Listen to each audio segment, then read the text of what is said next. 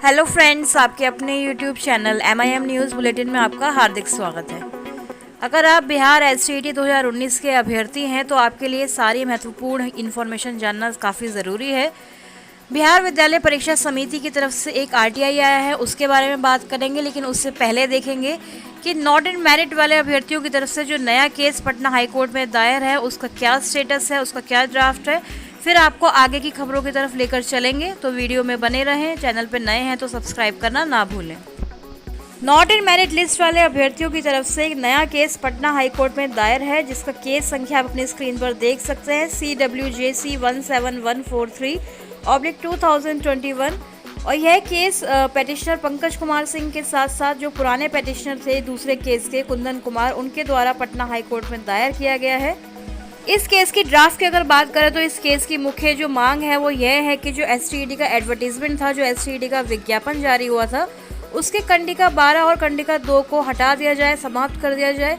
यानी कि point number 12 and point number 2 को एडवर्टाइजमेंट से हटाने की बात इस केस में कही गई है।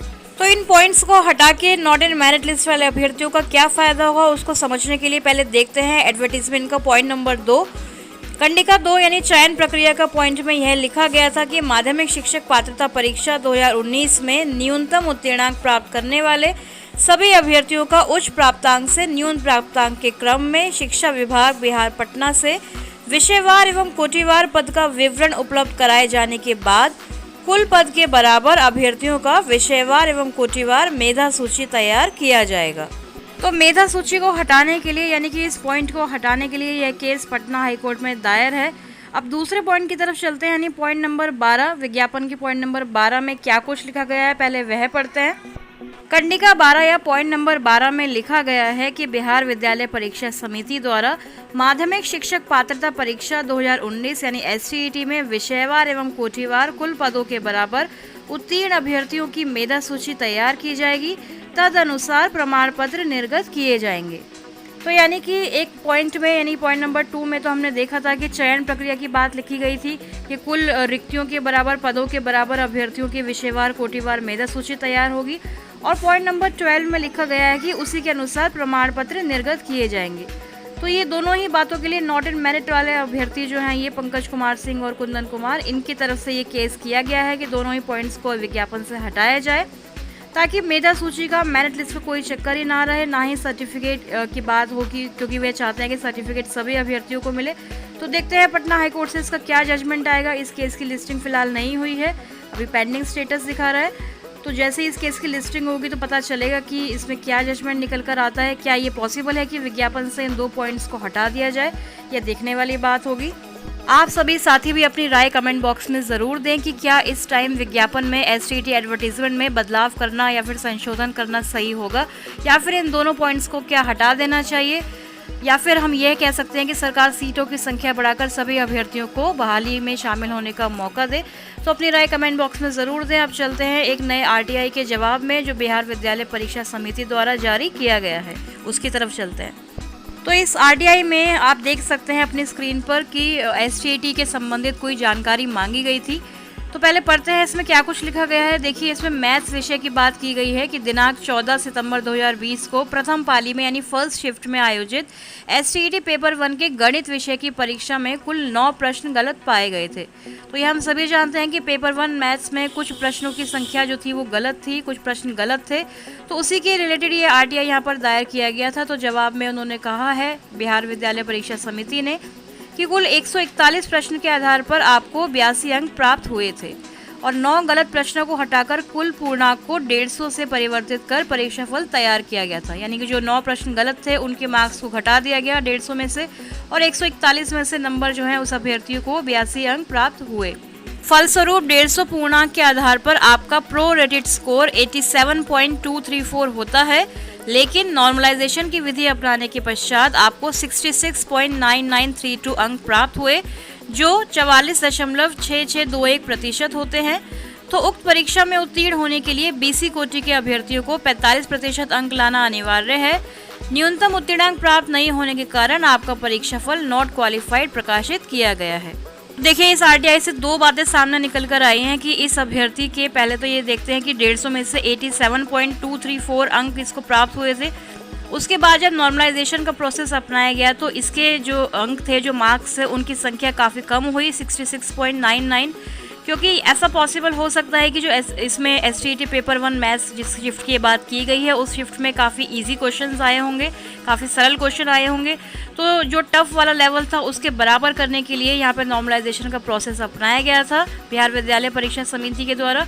और फिर हम देख रहे हैं कि काफ़ी ज़्यादा अंकों में बदलाव हुआ। इस अभ्यर्थी के अंक काफ़ी कम हो गए, जो कि 44 बैठते थे। और क्योंकि ये अभ्यर्थी BC कोटि से रिलेटेड होगा, तो BC कोटि में आपको पता ही है कि अभ्यर्थियों को एटलीस्ट 45% मार्क्स लाने अनिवार्य होता है। तो लेकिन इस अभ्यर्थी के नॉर्मलाइजेशन के बाद जो स्कोर बना उसमें इसके 44.66 मार्क्स हुए, तो जिस वजह से इसको नॉट क्वालिफाइड घोषित कर दिया गया। तो इस प्रकार हम देख सकते हैं कि बिहार विद्यालय परीक्षा समिति पटना के द्वारा अलग अलग तरीके से RTI के जवाब जो है लगातार दिए जा रहे हैं। इसका मतलब ये भी हम मान सकते हैं कि बिहार विद्यालय परीक्षा समिति के पास पूरा डेटा, पूरा सारा कुछ मौजूद है, क्योंकि जब भी कोई अभ्यर्थी RTI के माध्यम से पूछता है तो पूरा विश्लेषण करके वह पूरा जवाब अच्छे से दे रहे हैं। तो इससे हम ये भी कह सकते हैं कि मेरिट लिस्ट बनाने में कोई भी गड़बड़ी बिहार विद्यालय परीक्षा समिति के द्वारा नहीं हुई है। मार्क्स को लेकर या नॉर्मलाइजेशन को लेकर कोई भी घोटाला नहीं किया गया है। अगर आपको भी अपनी कैटेगरी से रिलेटेड या मार्क्स से रिलेटेड या नॉर्मलाइजेशन से संबंधित कोई भी जानकारी चाहिए अपने मार्क्स को लेकर STET के, तो आप भी बिहार विद्यालय परीक्षा समिति को RTI के माध्यम से सवाल पूछ सकते हैं, आवेदन कर सकते हैं, ताकि जो भी आपके डाउट्स वगैरह हैं वो क्लैरिफाई हो जाएं। अब चलते हैं आगे की खबर पे। कल MIM न्यूज़ बुलेटिन के माध्यम से आपको ये खबर बताई गई थी कि चयनित अभ्यर्थियों के जो सर्टिफिकेट हैं छठे चरण में, उनकी जांच की डेट 31 अक्टूबर तक फिक्स कर दी गई है। तो यह खबर भी आज के अखबारों में मुख्य रूप से प्रकाशित हुई है कि राज्य में वर्ष 2019-20 में प्रारंभिक विद्यालयों में शिक्षक पद पर नियुक्ति के लिए चयनित अभ्यर्थियों के सर्टिफिकेट की जाँच 31 अक्टूबर तक पूरी की जाएगी। प्राथमिक शिक्षा निदेशक अमरेंद्र प्रसाद सिंह ने जिला शिक्षा पदाधिकारियों एवं जिला कार्यक्रम पदाधिकारियों को निर्देश दिया है कि वर्ष 2019-20 में प्रारंभिक विद्यालयों में शिक्षक पद पर नियुक्ति के लिए चयनित अभ्यर्थियों के सारे सर्टिफिकेट्स की जांच 31 अक्टूबर 2021 तक सुनिश्चित कराई जाए। तो इसकी प्रति सभी, मतलब कि इस लेटर की प्रति सभी अधिकारियों के पास पहुंचा दी गई है। अगली खबर में यह भी लिखा गया है कि 1100 नियोजन इकाइयों में जल्द कराई जाएगी काउंसलिंग। तो 31 अक्टूबर तक जो अभ्यर्थी चयनित है उनके प्रमाण पत्रों की जांच होगी। साथ ही यह भी बताया गया है कि 1100 नियोजन इकाइयों में गड़बड़ी की शिकायत पर काउंसलिंग प्रक्रिया जो रद्द की गई थी, उन नियोजन इकाइयों में अगले सप्ताह से काउंसलिंग शुरू होगी। इसके लिए शिक्षा विभाग ने काउंसलिंग संबंधी शेड्यूल को अंतिम रूप दे दिया है और अगले कुछ दिनों में शेड्यूल जारी भी कर दिया जाएगा। तो फ्रेंड्स, तय समय सीमा में चयनित शिक्षक अभ्यर्थियों के प्रमाण पत्रों की जांच अगर हो जाती है 31 अक्टूबर तक, तो फिर जनवरी में यहाँ पर नियुक्ति पत्र देने की भी बात सरकार द्वारा अखबारों में प्रकाशित की गई है कि जनवरी के दूसरे सप्ताह से नियुक्ति पत्र चयनित शिक्षकों को दे दिया जाएगा। क्योंकि शिक्षा विभाग के सभी जिलों से प्राप्त रिपोर्ट के मुताबिक अब तक सभी 38 जिलों में 75% से ज्यादा चयनित शिक्षक अभ्यर्थियों के प्रमाण पत्रों की जांच पूरी हो चुकी है। तो देखिए, अभी ऐसा यहाँ पर अखबार में लिखा हुआ है कि 75% जो जाँच है वो पूरी भी हो चुकी है और बाकी अगर जो रह गई है वो 31 अक्टूबर तक पूरी कंप्लीट हो जानी चाहिए। और अगर ऐसा होता है तो जनवरी के सेकेंड वीक में ये जो नियुक्ति पत्र हैं वो अभ्यर्थियों को वितरित कर दिए जाएंगे। तो देखते हैं 31 अक्टूबर की जो डेडलाइन है उसको आगे एक्सटेंड ना किया जाए तो ये जो कार्रवाई है वो पूरी कंप्लीट हो जाएगी, क्योंकि उसके बाद ही सरकार का प्लान है कि छठा चरण कंप्लीट होने के बाद सातवें चरण की बहाली को आरंभ करेगी। क्योंकि आप जानते हैं कि कोई भी बहाली प्रक्रिया जब यहाँ आरंभ होती है तो उसको कंप्लीट होने में भी काफ़ी महीने, काफ़ी साल गुजर जाते हैं। तो उम्मीद कर सकते हैं कि अगले वर्ष से STET अभ्यर्थियों की बहाली के लिए जो है सातवां चरण आरंभ हो जाएगा।